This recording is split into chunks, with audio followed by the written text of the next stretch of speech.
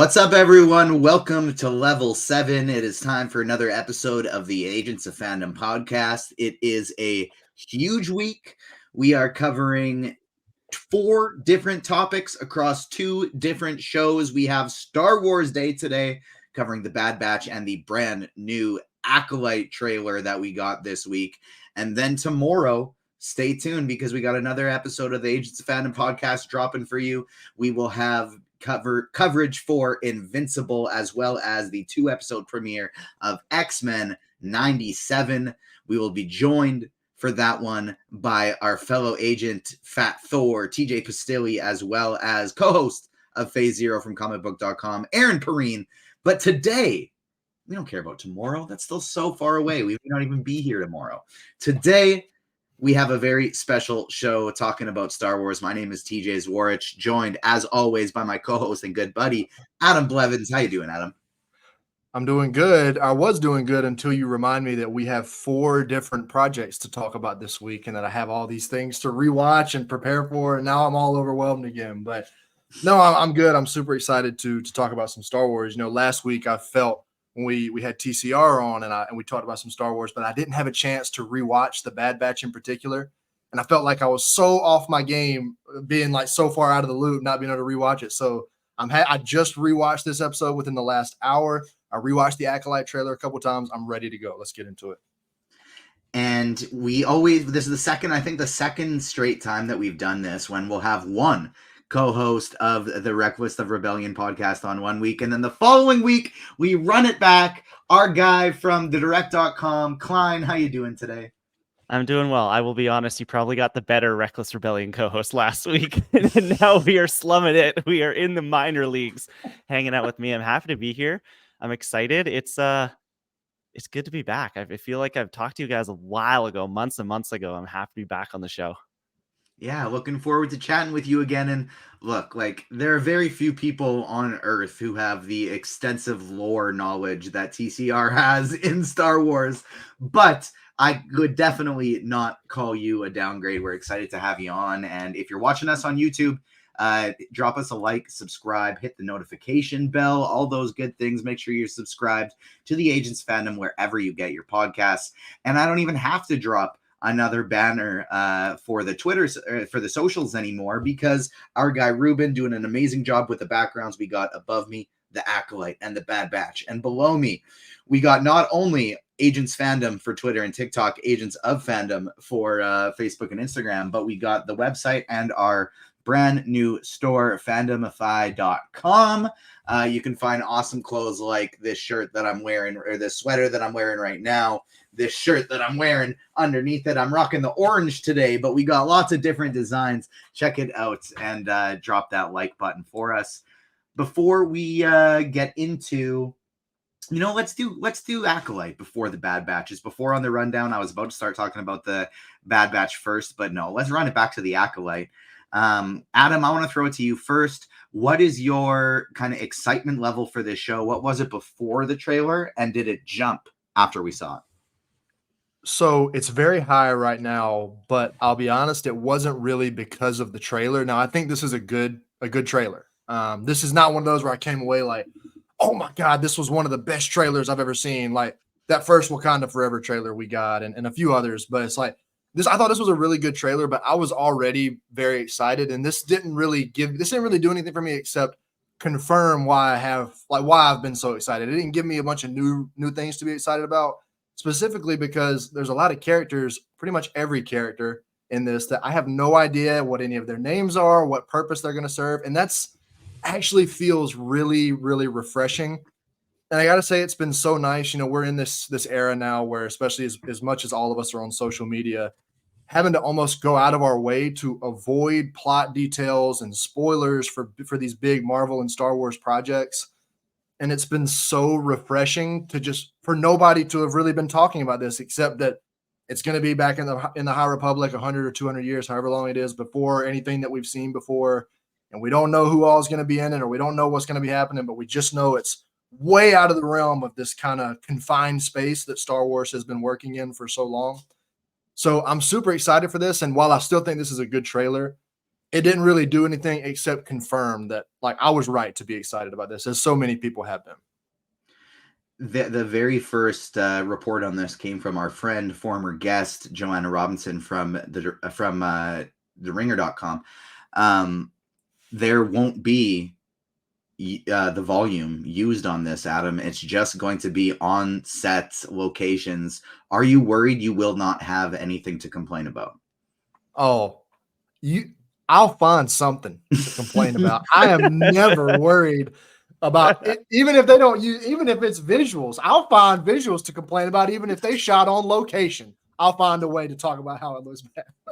Hopefully I don't have, I know I'm always the one that's, bringing the bad news around here, but I don't enjoy, especially talking about the volume and stuff and bad visuals, because that's one of those things that a lot of people say, well, it just doesn't really bother me. And I wish I was one of those people, but it's often very distracting to me when the visuals look bad to me. It really takes me out of it and stuff. So I personally thought this trailer looked great though, but don't you worry. If there's something in this show to nitpick, I'll find it.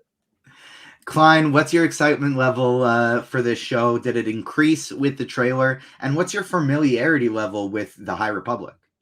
Oh well, with the High Republic, it's not super great. I've played Star Wars Jedi Survivor, which features some High Republic stuff very notably. I know there's a Wookiee Jedi, and that's kind of it. I joke with TCR on Reckless Rebellion all the time that the best books become movies. So if they want me to read the book, just make a High Republic movie already.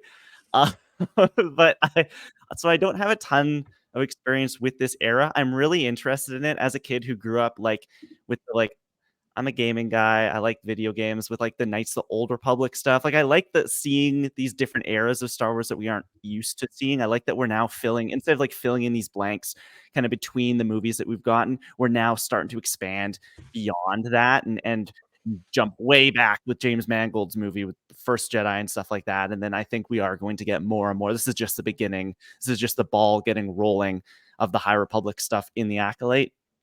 As for the show itself, I've been very excited for it. There's been so much hype behind it. People talking about like this is like an HBO level series and it's going to be intense. Lots of comparisons to Andor. Andor with lightsabers has been thrown around a few times, and I was really amped. And I'm going to be honest, like I'm happy that Adam went first because I am also the visuals guy. Like it's in these franchises, in these universes, I want to be immersed. I don't want to know that I'm watching a TV show, and that is something that I've really noticed in the Disney Plus era of Star Wars that we found ourselves in. Is like I can see the soundstage. Like I can if Book of Boba Fett was the worst for this, where it's like this chase is happening through what looks like a plywood playground, and it just pulled me right out of it. And I'm going to be honest, this trailer, a lot of people are like, it's good. It looks good. I think the story still sounds great. The characters are really interesting to me. But there was some visual stuff in here that I was like, particularly in the action, like there's that fight scene right at the beginning with the knife and the force push, and that little later with the kick in the air where she does like the full 360. And I'm like, I don't know how this looks. Maybe I've had deep and heated discussions with my Reckless Rebellion co-host in our group chat because everyone else thinks I'm crazy. I might be wrong. Like I might be the broken person here, but there's just something off with this trailer where I can see the budget, and I was really hoping we wouldn't be able. I was hoping for something like Andor, where I come out of it going, "Oh my gosh, I didn't know they could do that with Star Wars TV." And this, like, I came out of this more thinking, okay, that it looks like Ahsoka from a budget standpoint. It looks like Obi-Wan from a budget standpoint. It just isn't quite where I want my Star Wars to be. It almost feels like artificial sweetener Star Wars when I'm really hoping for it to be that like full sugar bang in the face. So yeah, I'm like, I was excited to come on and talk about the trailer, but seeing the trailer, I'm like kind of like, oh, like I wanted more. it's one of those things too that it's like, this is Star Wars. People are going to watch. You can throw the budget into it and it's not going to be a problem.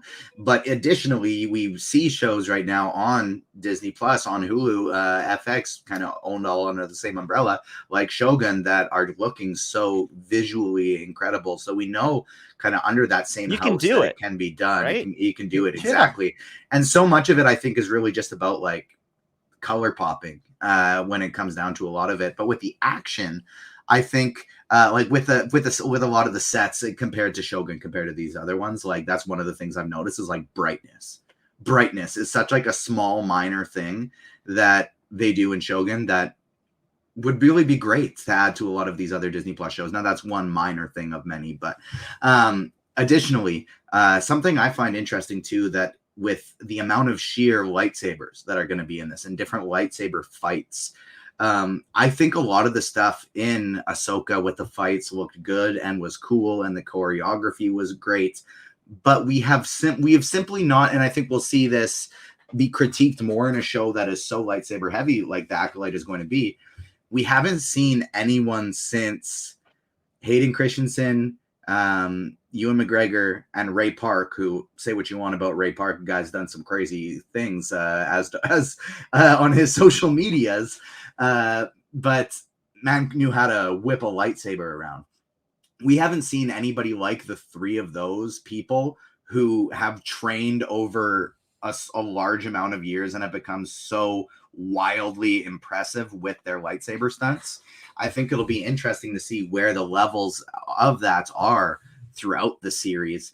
I'm Klein, I'm in like the exact same boat as you in terms of my High Republic knowledge. I like Jedi Survivor was a absolutely great game. Say what you want about how the ending happened, but throughout the stuff, and especially the High Republic stuff, a lot of fun.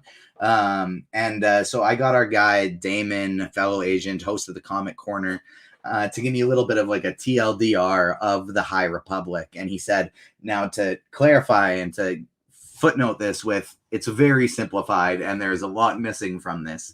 But he essentially says phase 1 of the High Republic, space pirates attack Jedi at their peak. And to an extent that they win, they introduce creatures that eat the Force and other Force users.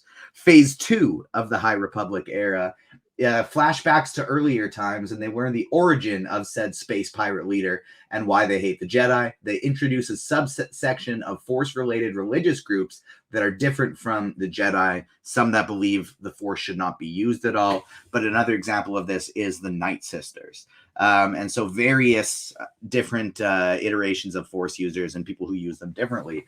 Phase 3 is back to the fallout of Phase 1. Shit is happening. In brackets, I am not caught up on Phase 3. So we did that. That's the extent of what we got from Damon. And then we know that the Acolyte takes place after all of these novels. We have not seen what's happened in the Acolyte yet. It's only 100 years before the Phantom Menace. Now, with that time period, do you think, Adam, and I mean, I'll speak on whatever you like about that time period, but I'll preface kind of with, do you think in this series we're going to get some Yoda? And do you think in this series we are going to get some Darth Plagueis the Wise? Before I answer that, I do want to just go back. You know me, I love either just catapulting forward or rewinding in the in the middle of shows to talk about a point that we haven't talked about yet or a point that passed me by. I just want to speak quickly on the visuals thing because you guys made some great points about how we've seen other shows on significantly lower budgets produce these like visual masterpieces. And then we get things like Secret Invasion and some of these Star Wars shows like you were talking about that have $250 million budgets, and that it's like glaringly obvious where the sound stage ends and the volume curtain begins. That's to me when it gets like so distracting. But I think especially in the case of things like Shogun compared to like Marvel and Star Wars stuff, a lot of that, in my opinion, is just mismanagement in terms of things being rewritten up until and like reshot up until the last moment. And then they don't like these projects don't get delayed like they should anymore now that like COVID is, by and large come and gone. At least the effects of what it like, how it affects the industry and things like that. And that like something like Shogun, do you think Shogun was having people they were bringing in people to rewrite the script and reshoot things like 3 months before and redo all these like no, it's because like a lot of these and I don't even blame the writers and like particularly people involved with the show as much that as I do kind of unnecessary executive intervention. I think a lot of times if Marvel and Star Wars would just bring in talented creators and just let them kind of do their thing, which actually is a nice segue to, I know I'm probably going to go a little long on this, to something that I think we may would have talked about later, and apologies because I can't remember exactly who the interview was with, but there was a piece of news about the Acolyte circling this week from one of the writers was speaking to somebody. Again, apologies, I can't remember who it is. I believe it was from Collider. Okay, right. So, and they were talking, I think you know what I'm about to say, that there was one person in the writer's room that has never seen anything Star Wars before. And people were, some people were understandably, or not even to me, understandably, some people were getting upset about that. But the whole context of the quote was really interesting because that writer was talking about that the point of that is they don't want their emotional beats and these things to rely on like nostalgia or previously established lore. Like they want them to be earned. And that's like a great sign to me that so much of these things that in previous, especially in Star Wars, where we've just kind of constantly been recycling the same Skywalker stuff for so long, that it's, for me and I think a lot of other fans, has just kind of run its course and it doesn't feel the same as it used to. And I'm hoping that we get these things now that I really find myself caring about, like caring about somebody, that if somebody dies in like this, the penultimate episode or the final, that I'm like really upset about it because this show worked hard to make me care about them. That's the kind of stuff that I want more of, not, oh, somebody's in danger. And I'm kind of segueing like crazy right here. Not somebody's in danger and Yoda comes in to save them. And I'm like, oh, wow, that's incredible. Like, this is what we were talking about before the show when you said that, how I speak on theories, which is usually that I'm a kind of a Debbie Downer on them. And then I'm like, I don't think any of that's coming true. I don't think we're going to see Yoda. I don't think we're going to see Darth Plagueis. I don't think we're going to get any connections to that kind of stuff. And like I told you, I don't think we should. I don't want to. I want this show to just rely 100% on what it is from episode 1, what it establishes, and tell its own story. That's part of why people like the first season of The Mandalorian so much, is because like it felt very self-contained. Like obviously it took place within the Star Wars universe, but there wasn't like all the crossovers and everything that we're getting now. It wasn't telling this. And I still love The Mandalorian. That's established, but I just don't want, I don't, and I feel like they're almost setting us up with quotes like what I was just talking about. They're kind of setting us up, I feel like, to want us to think that too. Like, hey guys, just a heads up. We're not the writers we brought in on the show. Some of them don't even watch Star Wars. This is all our own thing. We wanted to create our own thing. And some of that stuff too is like the people that are involved with these, like Filoni and some of these things. Like, cause I know I've seen people talking about, well, what if are we going to get the world between worlds and stuff like that? And I'm like, there's not a single person besides Dave Filoni that knows what the world between worlds is. There's not a fan that understands it that doesn't start out their sentence with, well, to me, it's that Dave Filoni is the only person that can adequately explain exactly what it is, what it means, and its purpose.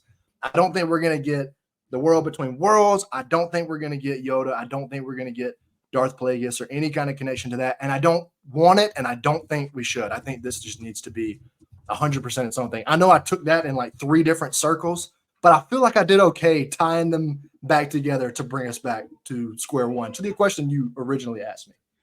Yeah, 2 points on it I do want to touch on before throwing it to Klein is I think it's important to note with like the potential connections to the other things and this being their own thing is the creator, the showrunner, is a mega Star Wars fan, and that's why she wanted to bring somebody else out to go. She was like, I know I'm going to be biased.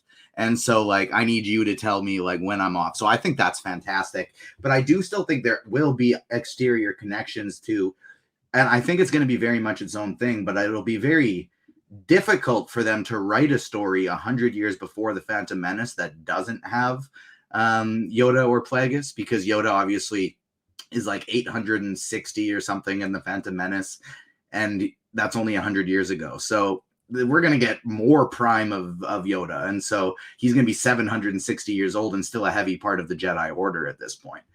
And then Plagueis, we know that's the guy who's helping rebuild the Sith, behind the scenes without the Jedi Order knowing. And so I think that one would maybe be more of like like a tease at the end, you know, of like that could be maybe who was behind all this shit going on.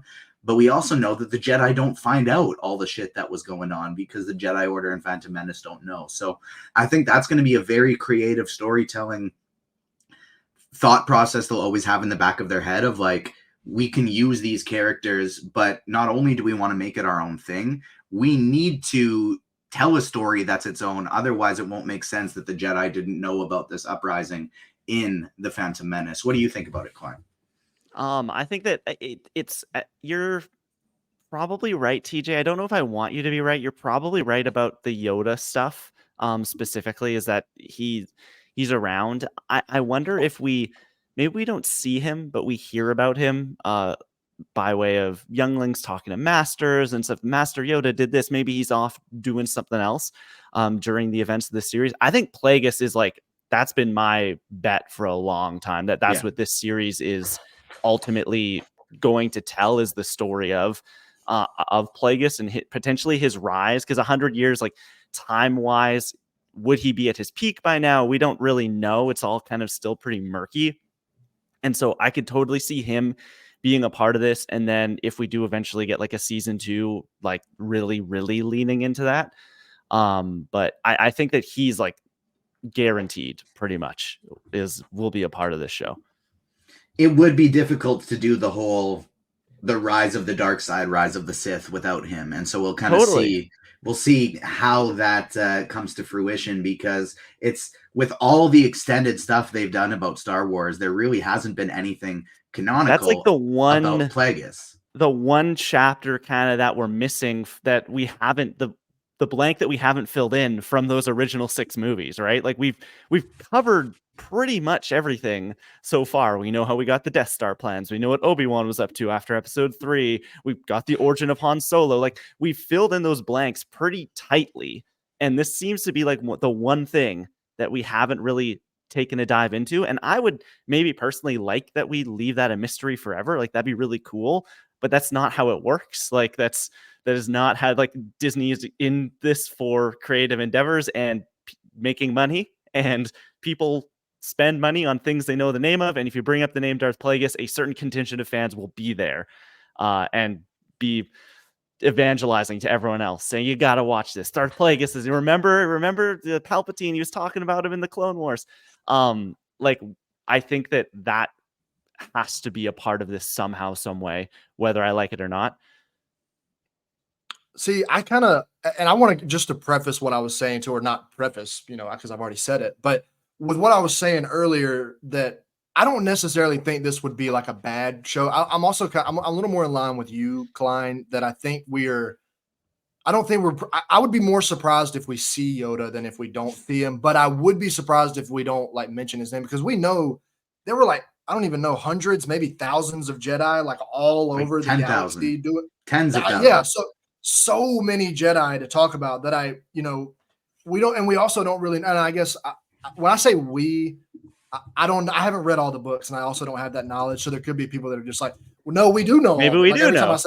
Every time I say we don't know this, there's probably somebody listening. It's like, no, we know exactly that. But to me, there's we've just seen such a small portion of the story, like the overall story, and there is so many different gaps to fill in, even though we're going back before. But for the Plagueis thing, like you guys, like I know I said, I don't think we need to, but after listening to you guys, that all makes perfect sense. Like I really didn't even know. Interesting way to tie it into the prequels without like Luke Skywalker being on screen, or like, you know what I mean? Right. Like he is a character that we quote unquote know, but we don't really know him. Like he is a wholly new entity. So you can still keep this story like self-contained and make it feel wholly new, and just have this one sort of thing that, because there's going to be those things for High Republic fans in this series already. I know TCR was going off about the mother this, something that, there's a Wookiee Jedi. Like it's going to have those things. So I think that that connective tissue is already there for other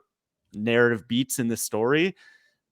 They're going to have some that connect to the Clone Wars in some way, and he's an easy way to do it.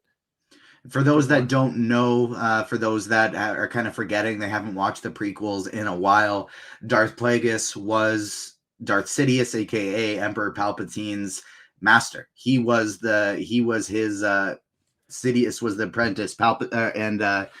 And wow, that's hard to say their names all back to back. And Plagueis, Palpatine, Plagueis, Sidious, and then Plagueis, of course, was the master. Sidious kills him in his sleep, and that's how he becomes the Sith Lord.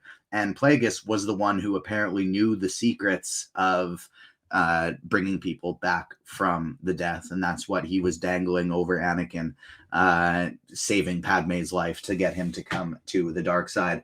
I'll let you kind of go back to what you were saying about needing to keep it contained, Adam, but I'll actually ask this one of Klein first.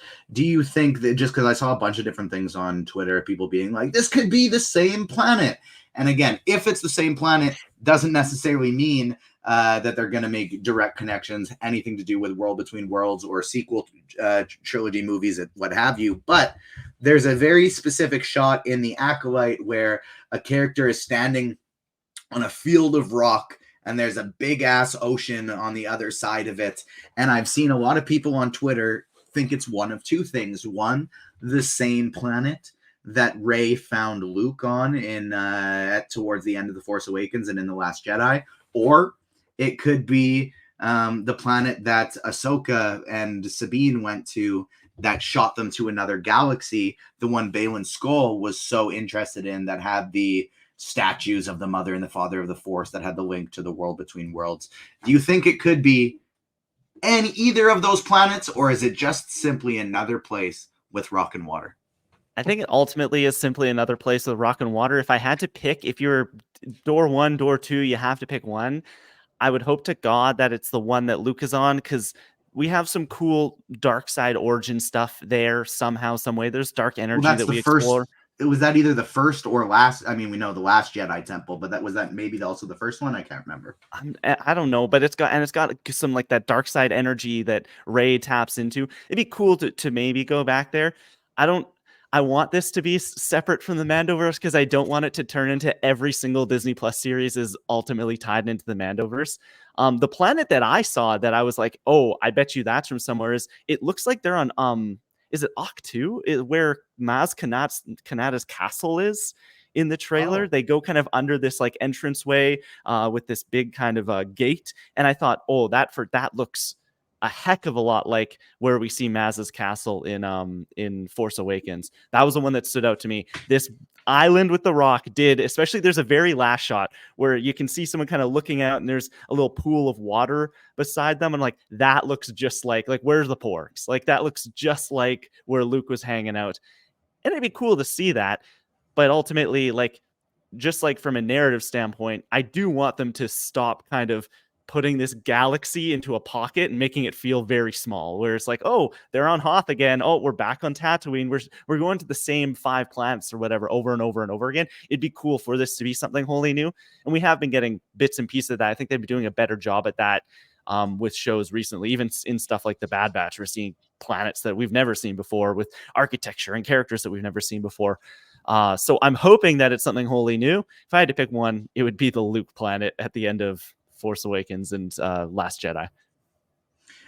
The one I want to throw my full theory towards you, Adam, just because you shoot it down, and that's because I don't think there will be the World Between Worlds, and I don't think there will be anything related to, Ahsoka or Sabine and where they are. That's another galaxy. That's a different thing. I don't think they went back in time. What if they go there and Ahsoka's there and it's all timey-wimey and everything's folding in on itself? I don't think they're going to do that with this show, because I think it's going to be self-contained. But I think there may be references to timey-wimey gateway things happening. And I think they're going to involve the High Republic, because I believe very firmly that we will get Cal Kestis in live action eventually.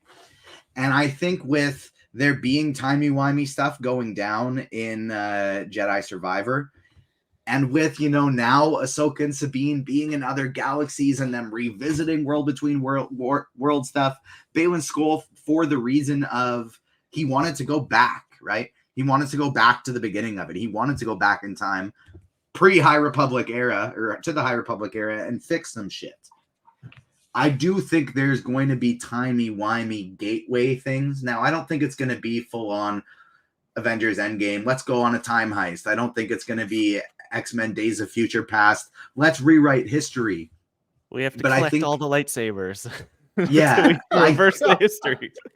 I think I don't think it's going to be anything like that, but I think in the future, there will be gateways for characters to go from the past and shoot them to the future, whether that even be like a character that's in the Acolyte so they can pop her in a Ray movie in the future, something like that. Adam, are you still convinced Just Another Planet has nothing to do with timey-wimey stuff? It's water and rock. So before I forget to, I want to say, Klein, that was a great analysis when you said that you want them to quit making this giant galaxy feel so small and confined to these few planets. And it just immediately gave me this idea to where imagine, because we were talking about Yoda earlier and like maybe he gets a mention. Imagine like that near the end of the series and they're in dire need of help or something. And someone's like, what about the great Master Yoda? And somebody just like waves away with like, he's light years away. We can't count on him. Like that would be kind of cool. Like we're always wondering like where in this take place. Then all of a sudden we realize like, oh wow, they're actually like really far away and really disconnected from everything that we've known. That would be kind of cool. But I will say back to what you originally asked me, TJ. It's something small that they do in Spider-Man Far From Home. That it shows a connected universe, but it also shows how big and vast it can be. Thor's in space. Don't you dare invoke Captain Marvel's name. Like, you bring them up, oh, we know it's a shared universe, but they're gone. You can't count on them. This is our story. Right. So I will say on the two parts for the World Between Worlds, just because to me, so much of what goes on there, I mean, that started with Rebels, and then now we've seen it more in Ahsoka, which are like Dave Filoni's two personal babies, those projects. And I just went and looked, and now I didn't have time to look through everybody, but producers and everybody that's involved, I don't see his name attached to this in any capacity. So for that like I would be surprised if anybody but him is using that, just because it's such a complex thing. And also this is another kind of tough thing that it's always a little hard to discern whether this is like actually a thing or more like a certain pocket of people on Twitter have convinced me that it's a thing. This whole like general audience fatigue with like time travel, multiverse stuff, that I wonder if they at least had a conversation, like if that was I do think it's enough of a thing that if they brought it up and talked about it, that somebody in the room was like, we need to at least have a conversation about if we think people still want to see this. But when you guys were talking about the Luke planet, it reminded me of when he is at the end of The Last Jedi, right? When Yoda shows up and he strikes the tree and he's burning it down and he's like, those are the sacred Jedi texts. So I'm like, well, we know there's going to be a lot of old sacred Jedi shit in this show. So maybe somebody, I mean, like it would make sense in that context. I mean, like I wouldn't, like if we just go back to that planet, like I feel like that almost gives them a reason to go back, knowing that at this point where this show is going to be set, I mean, there are sacred like materials and books there that are sacred to the Jedi that maybe they will need. So while I wouldn't be upset if we don't go back there, because I'm not just fiending to go back and visit that rocky planet just so I can be like, wow, Luke Skywalker stood here. Now this character that I just met 3 weeks ago is standing here. I love Star Wars so much. Like I don't care as much about doing that, but it would make sense. So I'll say I'm not quite. I know when you first asked me about this yesterday or day before, whenever it was, I was like, everybody needs to relax. That's just a rocky planet. Now I do still think that's probably the case in my heart. I think it's probably very just another conspicuous looking rocky planet, if that's the case. It is. They just do the specific shot, right, where it's like that it's looks like Luke, that looks like Ray looking for Luke. Exactly, looks just like Last Jedi. It does, but I'm also like we were just talking about how big is this universe, like that. It's just rock and water. So I'm like, there's got to be plenty of planets out there that are just right. I mean, we even go to one of our complaints about it. I'm pretty sure this was Garrett who brought this up way back when we were talking about Ahsoka. I think his last appearance on the show, that he was like, it's pretty incredible that we went to an entire other universe or like another galaxy far, far away, whatever this is, and the planet didn't really feel remarkable or different like in any way. It was just a very standard. Like I do kind of get that in a sense, but it's also like, well, there's probably a lot of just bland plain planets in other galaxies too. So it's some of those tough things. But I'm just like, if this universe really is as big as they, even though like we were talking about, they so often confine themselves to the small space. Surely there's more than one rocky planet with water, right? Like surely. I imagine it's like making like Starfield or like some big video game where like they can only hand touch a certain number of planets to make them interesting, and the rest are just these like generic copies of one another. That was so disappointing. I know I'm but Klein and I are, and you're a gaming person too. We're all gaming people here, so I can go off on this tangent just briefly. That was so frustrating playing that game because I was so excited to explore space. And then I start going, and I'm like, wait, there's nothing here except just like you just land your ship. And there's just nothing. Adam, I hate to break this to you. That's space, buddy. I was just gonna say, I hate to be the bearer of bad news, but don't ever sign up. Are you guys familiar? I'm sorry, I'm talking to a couple of astronauts on this podcast that have ventured to so many other planets to tell me all about how do you guys know what's going on planets on these other galaxies. Please fill me in. I've been around the block a few times, and so I'm a little older than you, Adam. I have a little bit more life experience, and so I feel more qualified to talk on these specific subjects. Before we've talked a little bit about the rise of the Sith, stuff like that. Klein, do you think there are any like important do's and don'ts here going into this? It's only 100 years behind the Phantom Menace. Like this isn't First Jedi James Mangold stuff, right? This is going to be pretty close. How do you think they're going to be able to fill in some gaps here without actively, breaking canon because this is so close to it and they're talking about the rise of the dark side? I think that the key here will be keeping it within that 100-year, like keep it super tight at 100 years, or like it's 100 years before episode 1, right? Like, that's the number we know. So like keep it like, don't let this get any closer than even like 95 years before Phantom Menace. That gives you enough wiggle room that you're not going to step on any toes. And if you do, you can like whisk it away as like things changed in 95 years. Like keep this contained. Even if you do another series, like don't jump in the future. I don't want this running all the way up until the moment we see Ewan McGregor and Liam Neeson on that Trade Federation ship in episode 1. Like, I don't need that. Let's keep this tight, keep it here, have it be more of a High Republic project than a Clone Wars or prequel era project. I think that is key as well. Make this the end of the High Republic, not the beginning of the prequel trilogy. And I think they should be okay if they do that. I think that makes a lot of sense. And something I want to add into that is I think it's going to be an enjoyable, and they need to explore the difference between the Sith and the dark side. Kind of dive into they have a line in the prequel trilogy, and obviously this was 25 years ago. They can retcon a line if they need to, but they say the Sith haven't existed in a millennia. That's going to be interesting how they deal with that too, because there's red lightsabers being flung around and everyone looks shocked and scared. But how are all of these people not going to like go blab to someone else and make it so that line doesn't make sense at all anymore? Exactly. And so there are these different, whether it be if anybody who encounters someone from the Sith dies, I don't know, or maybe it's an exploration of the difference between the dark side and the Sith. We know there are these different groups that originate throughout High Republic time, like the Night Sisters, etc. And so is the Sith just an idea set that doesn't necessarily mean you're part of the dark side? Are we going to hear of the rule of 2, or are there going to be armies? We don't know. Adam, do you have any thoughts on that, of do's and don'ts that they need to do? And if not, were there any characters from the trailer that really got you excited to see?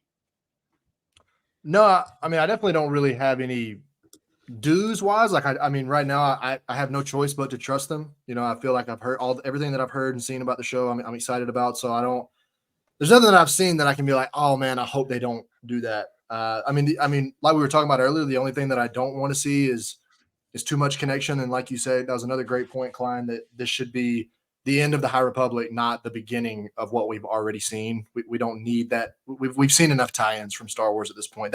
That's why I think everybody's so excited about this series, is because we've been operating in the same like space for so long, and we're finally, like in live action, of course, and we're finally stepping out of it and going to get to see something it's like completely uncharted, something that we have no idea that we've seen. So I want it to feel like that. Like that's the biggest thing to me that it's like fits into a want and don't want. Like I want it to feel really different. And I don't want us to be going to Tatooine. I don't want us to be mentioning and constantly talking about all these things and these places that we've seen to where they're like, hey, reminder, you're still watching Star Wars. Like, hey, this is still Star. Like, I don't need them throwing that in my face every episode. Like, I want them to respect us and just be like, we know we're watching Star Wars. You don't have to mention everything that we've already known and that we've seen. So, and as for like characters too, I know nothing about any of the characters, but like performers, I know I was talking about this in the group chat the other day. I'm super excited to see Carrie-Anne Moss in Star Wars. I love her. I'll always watch her do anything. I'm a huge Matrix fan, so I'll always watch her do anything. And then who was it? It's the guy from Squid Game. Lee Sung-jae, I think is his name. Yeah. He's brilliant and absolutely brilliant in Squid Game. And when I remember when the news first dropped that he was going to be playing a Jedi, and that I was like, wow, that actually seems like that fits really well, kind of considering his personality. And then we see him in the trailer, and he seems like a very different, like he's kind of like not toeing the line of like dark and evil, but he just definitely doesn't seem like this overly righteous figure. Like it seems like he's willing to like push people a little farther and maybe a little unconventional. And I'm super excited to see something like that. So I don't know anything about the characters, but there's definitely some performers with those two that I just mentioned that I'm excited to see. And I hope they get their due with good writing and all that kind of stuff. There are some high public returnees that we don't personally know a ton about who are coming back, but we also just have exciting things in general, like a Wookiee Jedi Master coming. Klein, was there anything from in particular from the trailer that really popped up for you that's like, wow, this is what I can't wait to see? For me, it's like we want to talk characters. It's Amandla Stenberg's May, and like seeing her, she looks so kick-ass. She looks so cool. I'm interested to see because there's been rumors. I don't think it's been confirmed yet, but there's rumors that the center of the series is going to be her, and she's a pair of twins, and like one is light and one's potentially dark, and it's like the yin and yang of the force sort of thing. And if that's the case, this sounds awesome. And you do see her with like a couple different looks in the trailer, so it's kind of like, okay, I think maybe those rumors, there might be some fire where there was smoke, and that seems really cool to me. I hope they can pull it off. That's a hard thing to do as an actor, playing two different versions of sort of the same character, but I would be into it if she can do it. Other than that, on the cast, like Daphne Keane, I'm really excited to see because she rules. But yeah, like for me, it's Amandla Stenberg. That character, I think, could be very, very interesting. Kind of being Kylo and Rey at the same time in the same project, played by the same person, is really cool.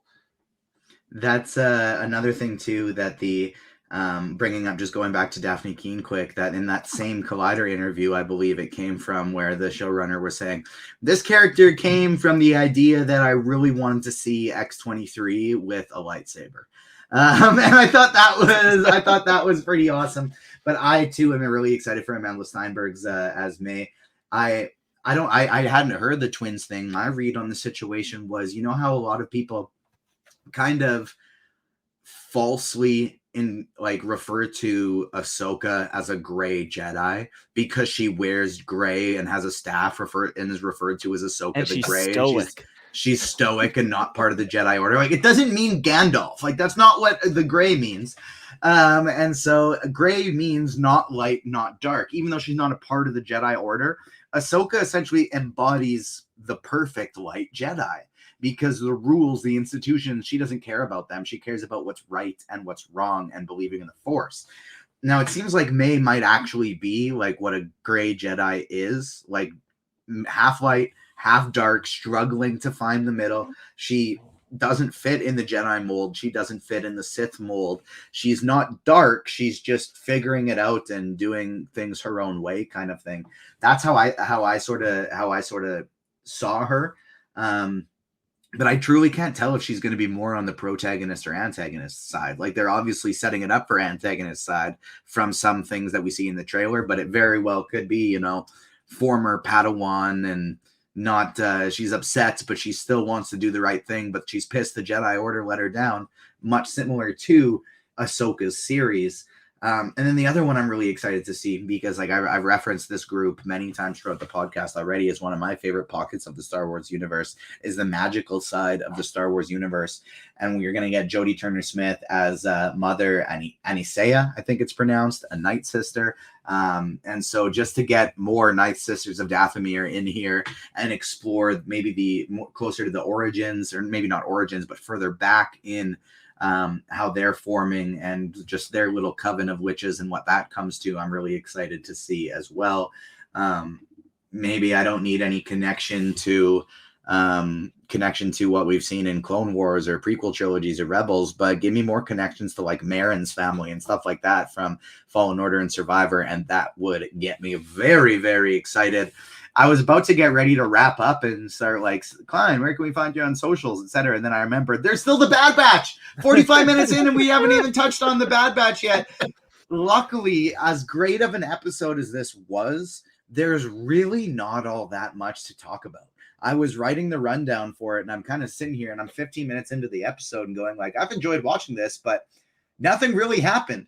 It's Fennec and our guys doing cool shit, and it's fun. But how much can I write? Fennec, Hunter, and Wrecker do cool shit. And so before we dive into the episode, Klein, what have you thought about the new season so far? TCR gave us a little tease about how his pod mates were feeling, and I got a sense you are high on the new season. I am like blown away by season 3 of the Bad Batch so far. I think that this project as a whole has been very roller coaster up and down for its entire existence. The first 2 seasons, you had these super high highs with the season 1 premiere, with the Senate duology in the middle of last season, and then you had these really low lows where it's, guess what? We're gonna go racing with Ben Schwartz this week, and Wanda Sykes gonna hang out. We're gonna go on a treasure hunt. And it was just, it felt very like it was of two minds, where part of it felt like the last season of Clone Wars, and then the rest of it felt like the first season of Clone Wars. And it's like these are two things that feel very diametrically opposed and like trying to accomplish two different things. Something that I've really appreciated about season 3, and I think that this episode's a great example of this, is there are still those side stories. We're still getting, as you said, they go on an adventure with Fennec Shand and wrangle some crocs and go find a praying mantis who wears a cowboy hat. But it all services this narrative push that this season has had so far, in that it is about figuring out what is going on with Omega. It was obviously Omega getting out at first, but now it's like, okay, why does the Empire need her? And that's the narrative thrust. And even though we go on these side stories, you never end the episode thinking, how does that play into this kind of greater narrative push? Everything feels like it has a momentum to it. It's moving along. I think this episode was a good, not great episode. I think there have been some like 5 out of 5 standouts this season.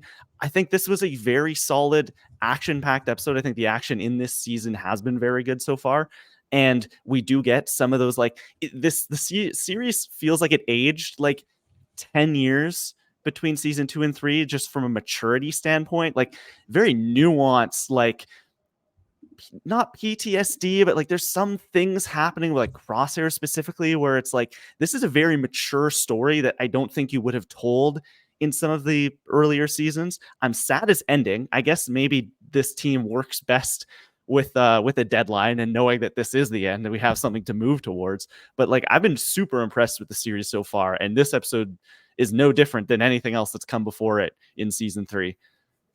What I'll say about this episode specifically is I'm much higher on it after a rewatch than I was the first time I watched it, because when we got screeners for the Bad Batch from Disney, we got 8 episodes.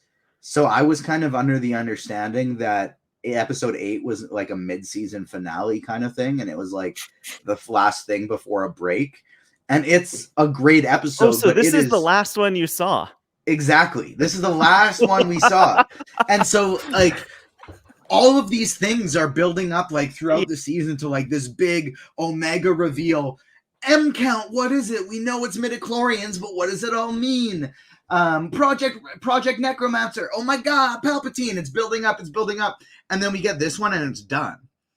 And so originally I was kind of like, what the, like, is that supposed to be their cliffhanger, just like who's going to see the Bad Batch? I know I'm skipping ahead, but that's kind of a weak mid-season finale. But now that I know that it just happens to be halfway through and it continues next week. Episode 9 is I would coming almost say in 7 last days. week's like 2 episodes were felt like a mid-season finale. That should have been like where this, they cut it. I agree. Bang, bang. It felt very much like the Senate duology we got last season, where it was like, and Senator Chuchi was even back for it. Like it felt like this like big kind of narrative peak, and that's what this season has felt like the whole time. Every couple of weeks, it's like boom, we're gonna hit a big point, but we're gonna continue climbing. We're never gonna drop in those valleys again. Ben Schwartz is never gonna show up.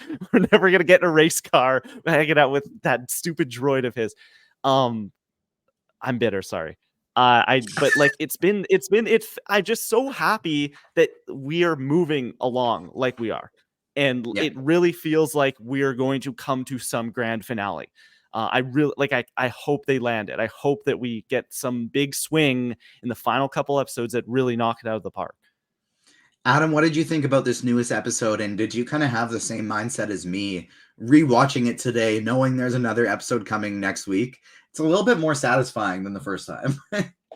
Oh yeah, I mean, agreed. This was definitely watching it all the way through the first time was kind of like, wait, that's it? That's the last episode you gave us? Like surely there's something else that was going to happen. But there were crocodiles, Adam. What more can you want? We spent like 6 minutes on like a 25-minute episode. And they keep doing that. They get them away, and then they drive away, and they climb right back onto the boat. Right, but I mean, yeah, this is a good episode, but it is the textbook. But I think like done well, like Star Wars side episode, because what's the goal at the start of this episode is to get some intel on oh my god, what's the person they're looking for intel on? Like my brain is freezing. Who is it that they're going to Fennec Shan for that they need? It's just for more intel on him. Find out more intel on the M count. Okay. Why are they looking for the M count? Why are these bounty hunters out there hunting? What is an M count? Right. I know you guys are probably thinking just watched the episode an hour ago, my ass. Yeah. But no, it's like that's the goal. And it's very much, it's like the first, and even, to a point, the second season of The Mandalorian, where it's like, I need this thing. And it's like, I'll give you this thing, but you got to do this thing for me. Yeah. Keep going.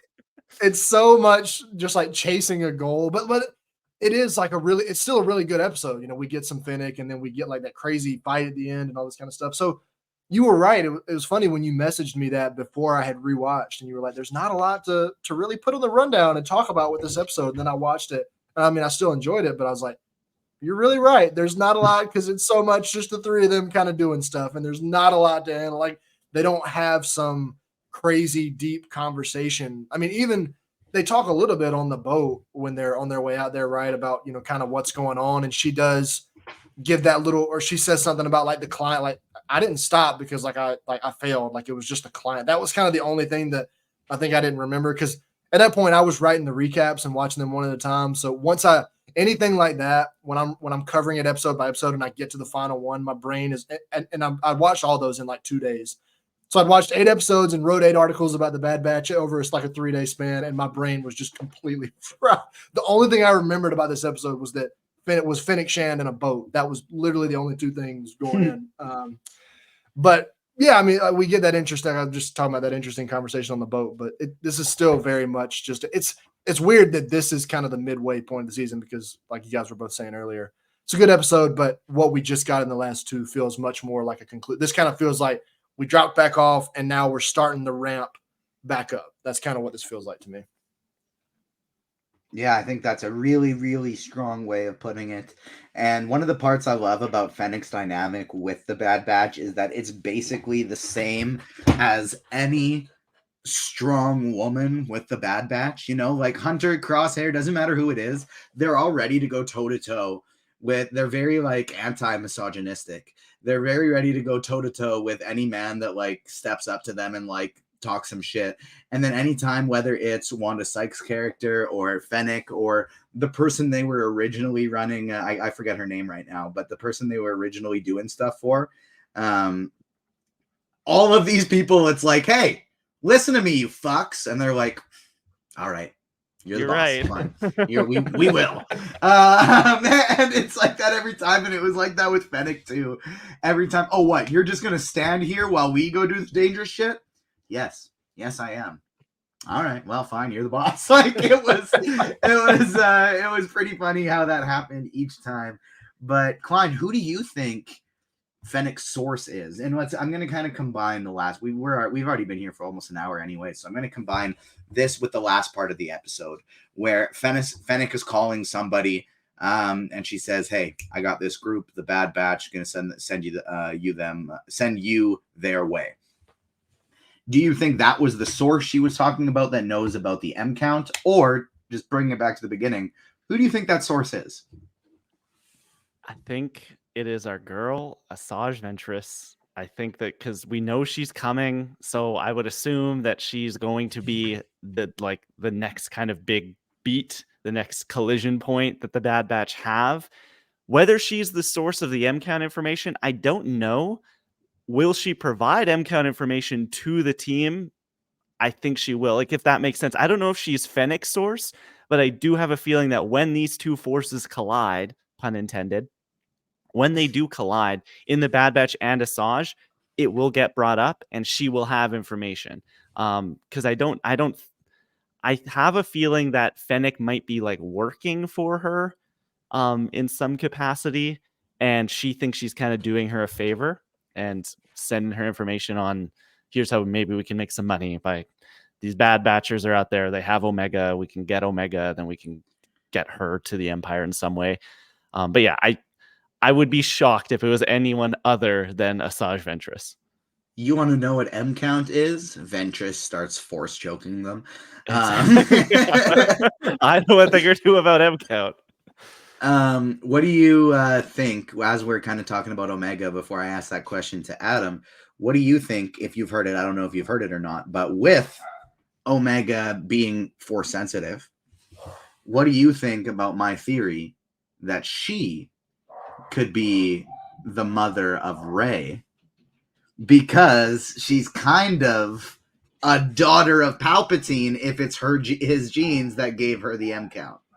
What I'll say to that, TJ, is you must be listening to Reckless Rebellion, because goddamn, I've had that same exact theory. I don't know if I 100% believe it, but Yeah. I am like, I would not be surprised if Dave Filoni is so good at doing this, like, we're gonna retroactively make the thing better, and we've been moving towards something with Omega, something. I would not be surprised. The timing, like, barely works out, but it works out if, like, she were to age from where she is now.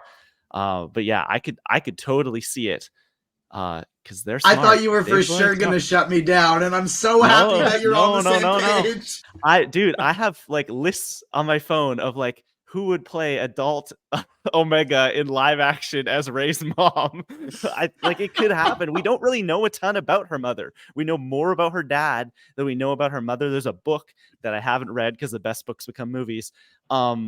Where like it is about her parents, but I don't think we get a super deep backstory into them. We just know kind of a bit about what they're doing and in the moment, and that they're working I think working for the Empire in some capacity, or they're doing something shady, and that's what ultimately leads to Rey getting left behind. But yeah, we don't know a ton about their like heritage other than that Palpy had a kid in some way, and who knows, maybe it's like no, it can't be grandmother because he's the grandfather, and then never mind. But maybe it's some surrogacy stuff, you know. Maybe there was a little bit of an adoption in there. We don't know. They could throw stuff in retroactively as well to kind of not contradict Shadow of the Sith and throw it in there, because it's like you said, there's nobody better at that than Dave Filoni. Adam, you were nodding along with what Klein was saying before about Ventress. Do you think that is the source Fennec was talking about? Yeah, I mean, I don't really know who else it could be unless they want us to, it's kind of like a red herring thing where they Darth Jar Jar is finally coming.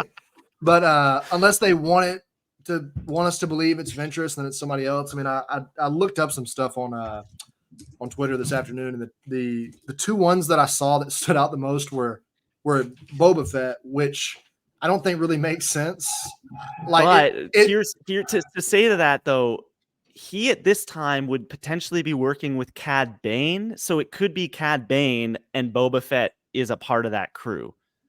So that was the other person that I saw. The two people that I saw were Boba Fett and Cad Bane. Now, I'm like the world's biggest Cad Bane stan. So if it's Cad Bane, I'm gonna scream at the top I of my would lungs. love I for the love. Alpha to meet the Omega. Like that's like Boba Fett meeting Omega would be so cool. Like I would love that. Like because it's like brother, sister, like this is weird, but And kind of not really. he's like the only other one other than the other Yeah. sister that we met at the beginning of this season that like ages like at the appropriate rate. And so it's like Omega is the other like the next version of him.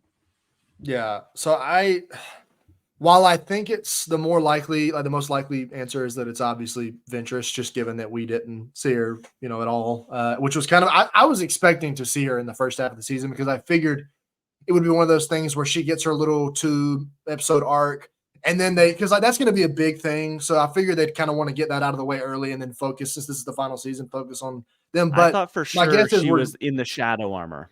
I thought for sure, like when we were introduced to the shadow assassins for the first time, the clones, I was like, oh, it's Asajj. Like that has to be Asajj. And then it wasn't. But I thought I'm like, I knew, I swore it was her, but it was, sadly. I think it's, I think it's going to be a Winter Soldiered Tech or a Winter Soldiered Cody. That's kind of my thought process on that one. But I do agree. There's a lot of different interesting options. I think Boba would be cool. I kind of do hope that like the first person we see or the first thing we hear is "Hello, my friends," and it's Hondo. Who like Hondo and Naka just like runs in there to help things out. But to finalize, like, do you guys both think that the source she was talking about was also the person she was calling at the end? Was the person she was calling in at the end a double cross? Or was that just a very cryptic, actually, her following her word? What she said to the Bad Batch was, "You got to trust me. I'm going to send my source to you." And that was her sending her source to them. So I'll just, because mine is a little more brief, I'll just say I actually don't think it's a turn. When I first watched it like a month ago, I did. I was like, oh no, she turned on. But then I'm watching it again today, and I almost feel like, to me, when they were on the boat, she maybe had a little bit of a change of heart towards them, like however she felt about them previously. Because obviously when she first sees them, she's not happy to see them. And she plays it off in the end too. Like she's like, "You guys can get out of here. You can fight me, or you can." I mean, that's just who Fennec Shand is. She's not going to show that heart. But I think that was almost more like, "Hey, these clones need your help. Like whoever she's talking to, you've got the answers they need. I'll put you. Here's how you can find them. But like you're the only one that I know that can help them." That was kind of my interpretation of how that particular conversation went. Even though that wasn't what I thought initially, but today I definitely picked up on it more as like a helping call than a turn from them or anything. That was the exact same situation for me. So Klein, what did you think? I kind of took it. I mean, maybe it's because I just watched it for the first time. I kind of took it as a bit of a double cross. I do think that the source and this contact is probably one and the same. It is probably Asajj Ventress. There's going to maybe be some, I don't know, heated fisticuffs or whatever, but we're gonna be friends by the end of it. I did see it a little bit as a double cross. Just I don't know. Fennec Shand's a shady character, especially this time in the timeline. Like she's not gonna just help anyone She hasn't out. been softened by Grogu yet. Exactly. Her icy cold heart has not been melted by that little green boy. But Hasn't died and come back. I think that it was a double cross. And I'm interested to see if we see her again. I don't know. I think the fact that we have not seen Asajj Ventress yet, even though we saw her in the series, in the trailer, because I was thinking the same thing as you, Adam, probably like a 2-episode thing with her in the middle. I actually think she's going to be a lot bigger of a role going forward. I no longer think it's going to be a 1 or 2 episode thing. I think it's going to be her having a pretty crucial role, because the more I think about Ventress coming to see them right now, from what we've seen of her, aside from maybe being a little into Obi-Wan Kenobi, what is her one not weakest, but softest part of her personality? It's A girl that's been betrayed. A girl that's on the run because she was betrayed by the people who were supposed to be taking care of her. That's where she like that's why she's always kind of been willing to help out Ahsoka, and that's why she's always been kind of a foil for her. So I think seeing Omega also being on the run from the Empire and trying to figure out her place in the world, I think seeing Omega is gonna show her like maybe your place is with me. Maybe your place isn't with Hunter and Wrecker going forward. That's why this series ends, and it's Omega and Ventress going forward together. But I do think she's going to have a very important role.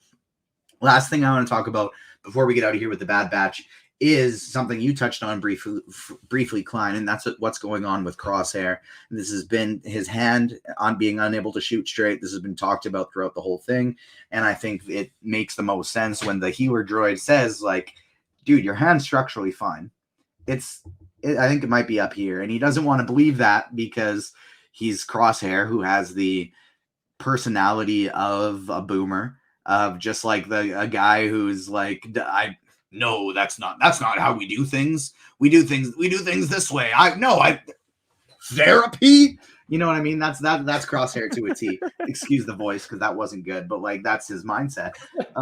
And so he doesn't want to believe it, but I think it makes sense. And not only do we get Crosshair figuring out his trauma, we talked about last week with TCR how what's going on with Crosshair in the hand could wind up being very similarly to, Cap couldn't lift Thor's hammer in Age of Ultron, and because he still needed to tell the truth about Bucky to Tony and the death of his parents. And once he finally came clean, he was worthy.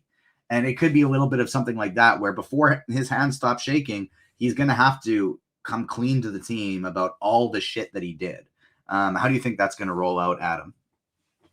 So, I was actually thinking about this a lot when I was rewatching it today, because last week, I kind of said what I thought was going to happen, which was that he was going to get his redemption moment and that he was going to, open up, and he was finally going to talk about what it was that was bothering him. And then, we get that shot where it zooms in and his hand isn't shaking, and then he takes the shot. That's, you can almost just kind of write it out for you. It's pretty obvious. And then, TCR was like, I actually think it might be the other way. I think he realizes that he can't talk about these things. He doesn't have it in him, and he has to rely on somebody else to take the shot. And to me, the more I think about it, those are two different paths they can take that are like equally satisfying redemption arcs, because either one of them, like they teach very different messages. That it's like one of them in like, if you can do all this and you can overcome the things that are haunting you, and you're not like what's it called? What's the right word?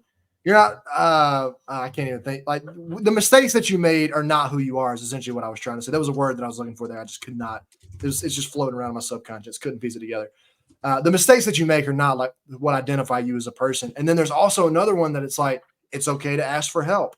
Those are kind of the two paths that he could take. And those are both really, really great, poignant paths that I would love to see him go down either one of them. So, I mean, maybe there's something else in store from him, but I mean, I'd be surprised if we don't get one of those two arcs or some form of resolution from him going forward, because it is hard to watch him go through this. And especially like when he shoves the droid out of the way, it's like you said, TJ, he's like, therapy. I'm not talking. Who am I? Who do you think I am? I'm going to talk about my problems? No, like, get out of here. I wasn't going to do a Crosshair voice. I couldn't, no impersonations over here. But yeah, I mean, it seems like some kind, whether it's one of the things, whether it's my idea or TCR's idea or another one entirely or something, it's got to be there has to be some kind of redemption arc for him, because it seems like that's what they've been lining him up for, because we all really care about him now.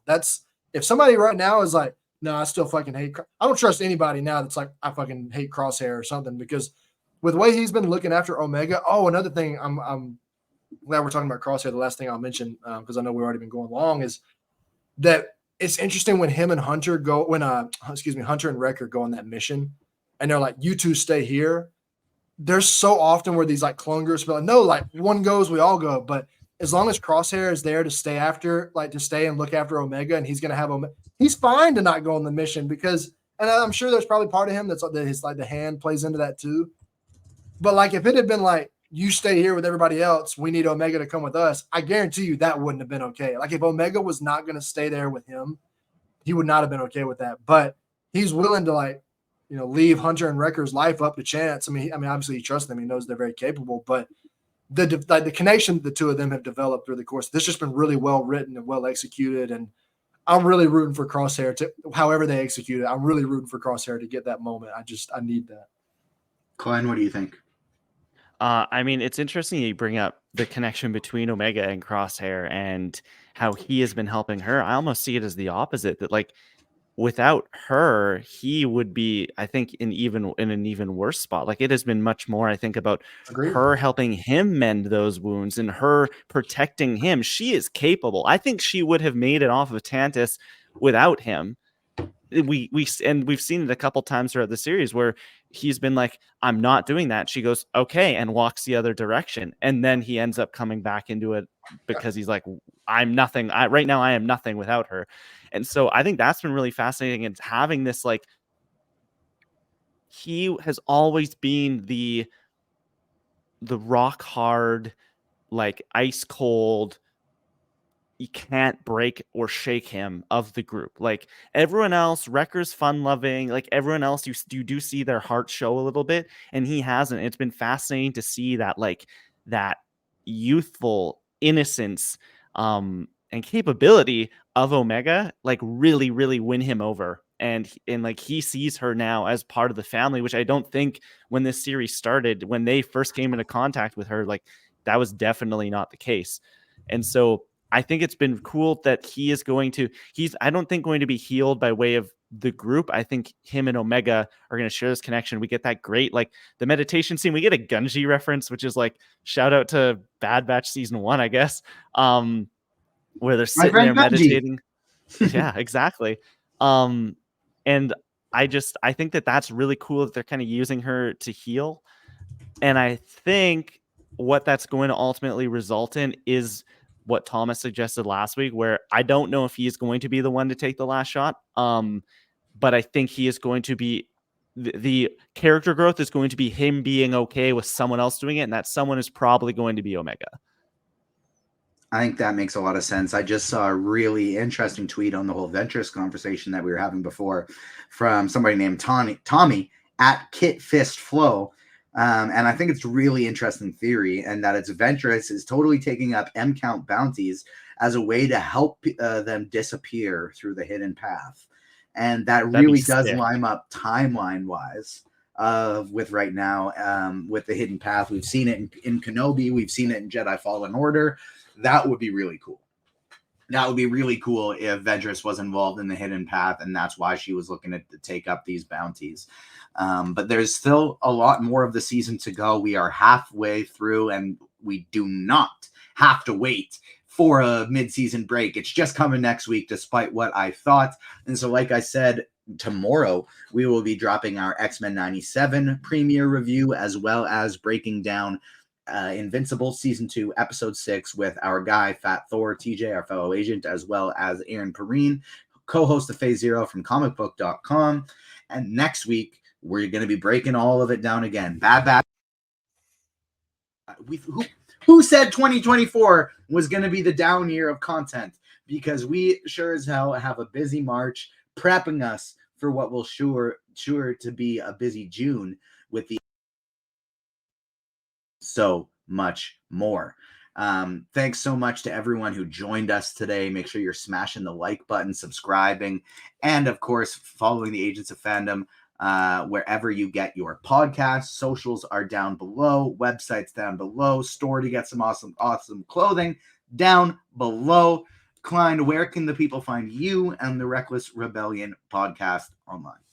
You can keep up with me everywhere. I'm at the Klein Felt. That's TheKleinFelt. And as you mentioned, Reckless Rebellion. We are Reckless Rebels on Twitter. Yes, it's still Twitter to me. I'm never going to let that die. And we do this every week as well. You think this is a long podcast? Let me tell you what. Okay, you want 2.5 hours on a Bad Batch episode? We can give that to you. Over on Reckless Rebellion, releasing every week. And you can keep up with me over on the Direct. I write and edit there every single day, covering this and a whole lot more. So come by, say hi. one of the best people to bring on the pod, not only a Star Wars fan and expert, but a great person and a fellow Canadian. Shout out to Klein. Thank you so much for joining us. On behalf of myself, Adam, and all the Agents of Fandom behind the scenes, thanks so much for tuning in, everybody. We will see you not next week, but tomorrow. Peace. Peace.